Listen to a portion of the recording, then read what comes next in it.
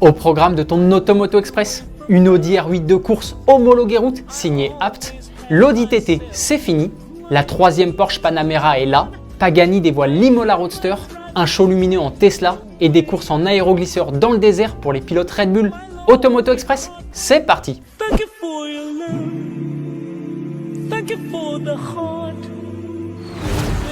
Apt lève le voile sur la XGT. Apt est un préparateur allemand spécialisé Audi et distribué dans le réseau de la marque aux 4 anneaux. Avec ce modèle, il revisite totalement la R8. C'est la version finale du prototype aperçu il y a quelques semaines sur le Nürburgring. Cette XGT est tout simplement l'Audi R8 la plus folle homologuée pour la route. Tu ne me crois pas? Les ingénieurs d'Apt n'ont pas fait les choses à moitié. Le processus de développement a duré 2 ans. Il fallait au moins tout ça pour rendre une voiture de course homologuée route. Et oui, cette XGT, dont la production est limitée à 99 exemplaires, est directement inspirée de la R8 LMS GT2. Elle récupère son moteur, un V10 de 640 chevaux, tout son attirail aérodynamique, un gigantesque aileron, de multiples écopes de refroidissement et son arceau de sécurité.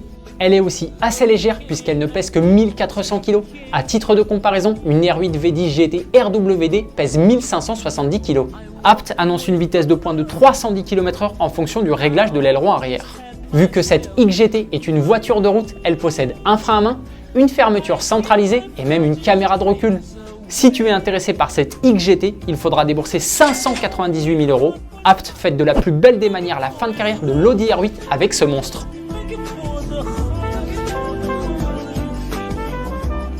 C'est forcément le sujet de la question du jour. As-tu flashé sur cette R8 ultime ou préfères-tu les Lamborghini Huracan STO et autres Porsche 911 GT3 RS? Dis-nous tout dans les commentaires. En parlant d'Audi, l'ultime Audi TT produite. C'est sur Instagram que le constructeur allemand a annoncé officiellement la fin de la production de la TT. Le tout dernier exemplaire, une TTS propulsée par le 4 cylindres turbo de 320 chevaux, a été assemblée cette semaine dans l'usine hongroise d'Audi. En 25 ans de carrière, depuis février 1998, 662 762 unités ont été assemblées.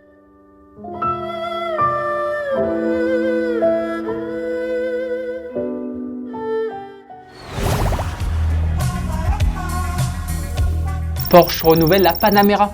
Après 7 ans de bons et loyaux services, la Porsche Panamera 2 prend sa retraite et laisse place à une toute nouvelle génération. On est d'accord, elle évolue vraiment en douceur. Mais cette nouvelle génération se démarque surtout par tout son attirail technologique. Elle se dote d'une toute nouvelle suspension pneumatique qui maintient toujours la caisse de la Panamera à plat, même lors des gros freinages et accélérations. Selon Porsche, ce système absorbe aussi les chocs liés aux aspérités de la route. La technologie s'invite même dans l'habitacle avec une multitude d'écrans. Un face au conducteur, un au centre, un face aux passagers et même un pour les passagers arrière. La version turbo hybride hérite de l'inédite teinte turbonite sur le logo, le lettrage arrière et les bordures des vitres latérales.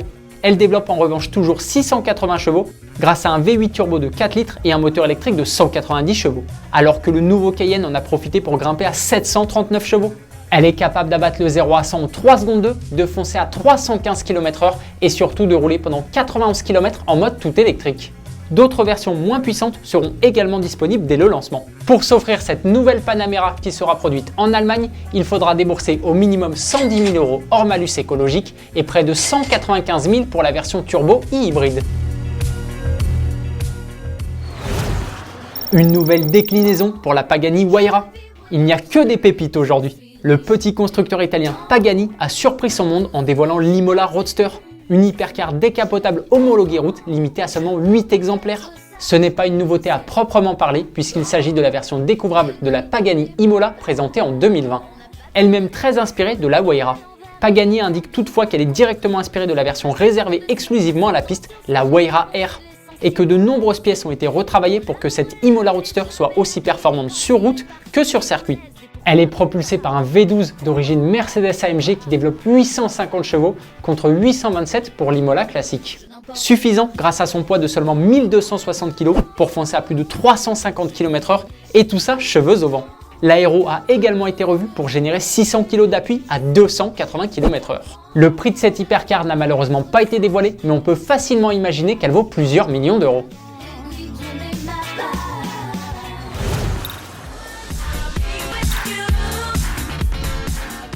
Un show lumineux de Tesla. En Finlande, 687 propriétaires de Tesla se sont réunis sur un parking pour battre le record du monde du plus grand spectacle lumineux avec des voitures de la marque américaine. Le précédent record était de 255 participants. Grâce à l'option Light Show et un programme informatique, toutes les Tesla ont joué un spectacle avec leurs feux avant et arrière, clignotants et feux stop.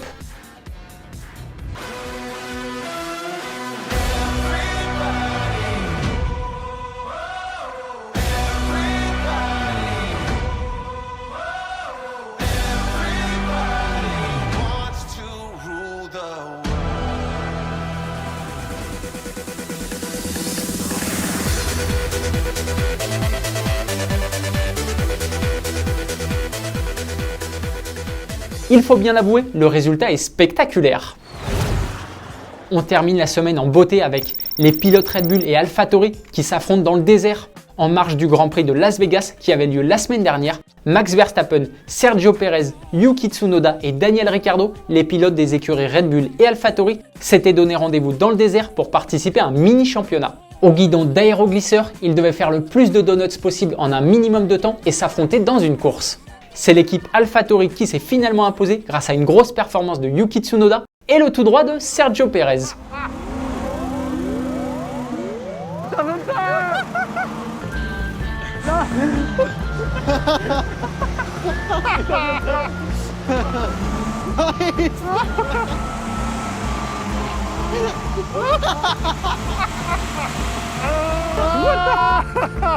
The leg is broken. What? We have a puncture here. Yeah. Ce n'est pas la première fois de la saison que les pilotes participent à ce genre de vidéo. Ils se sont déjà affrontés au volant de Monster Truck, de camions Kei et de tout petits bateaux. Red Bull est aussi fort en F1 qu'en communication.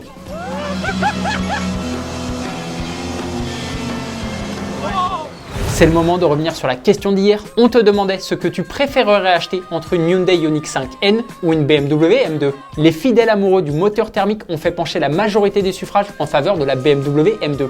Mais il y a des personnes comme Salvatore qui n'ont pas su se décider. Pour toi, tu choisis la Ioniq 5N la semaine et la M2 pour le week-end.